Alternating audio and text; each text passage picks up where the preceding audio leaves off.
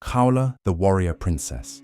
It was during the Muslim army's conquest of al-Sham, Greater Syria, or Siege of Damascus, in the 7th century AD that Prophet Muhammad's companion and a commanding chief, Khalid ibn al-Walid, noticed a warrior that stood out above the rest.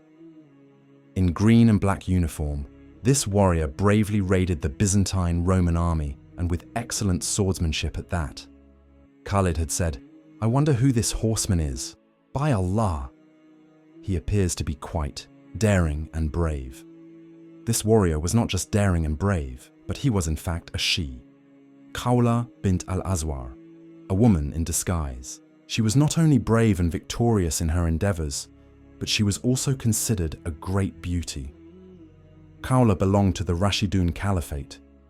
She was the daughter of one of the chiefs in the Banu Asad tribe. Her story began with her close bond with her older brother, an army general and poet named Dirar. Growing up, Dirar loved his little sister so much that he took her everywhere with him. He even taught her the skills of sword fighting. Khawla also loved her older brother, so much that she followed him into war. She initially nursed wounded and dying soldiers. Many women are reported to have participated in the early wars of Islam, said Remke Krook, emeritus professor of Arabic at the University of Leiden and author of The Warrior Women of Islam. It was not until after her brother became a prisoner of war that Khawla decided to step into his shoes. The famous historian al-Waqidi, 747–823 AD, wrote about her in his book.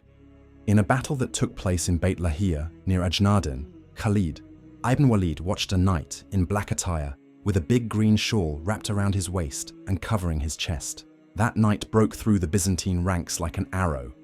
Khalid and the others followed him and joined the battle. The mysterious warrior pounced on the enemy like a mighty hawk on a tiny sparrow in an attack that wreaked havoc in the Byzantine lines.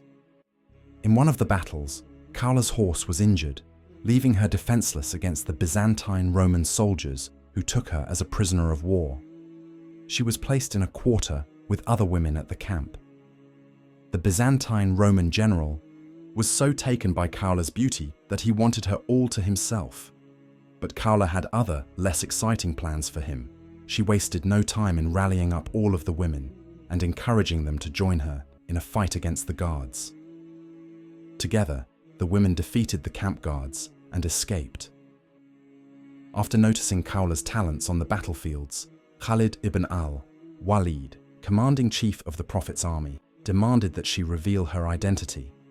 Mind you, at that time, all of the warriors still did not know that this mysterious knight was a woman. After refusing to show her true identity at first, she eventually surrendered, saying, "My prince, I did not answer because I am shy. You are a great leader, and I am only a woman whose heart is burning." She went on to explain that she needed to rescue her brother who was taken as a prisoner by the Romans.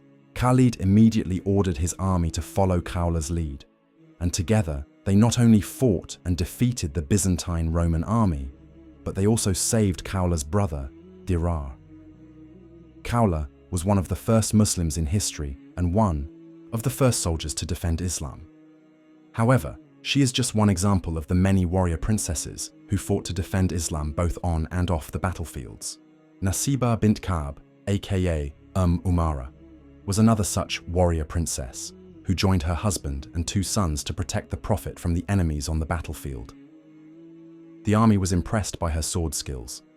In return, the Prophet said, "From where can anyone get courage like you, O Umara?" And he prayed that they would be friends in paradise. Companion to Prophet, Umar ibn al-Khattab said, "On the day of Uhud, I heard the Prophet say, 'Whenever I looked to the right or left, I saw her fighting in front of me.'" After many battles, having been injured numerous times, including having lost an arm, Umara eventually settled down and dedicated her life to educating the women of Medina on Quran and Hadith.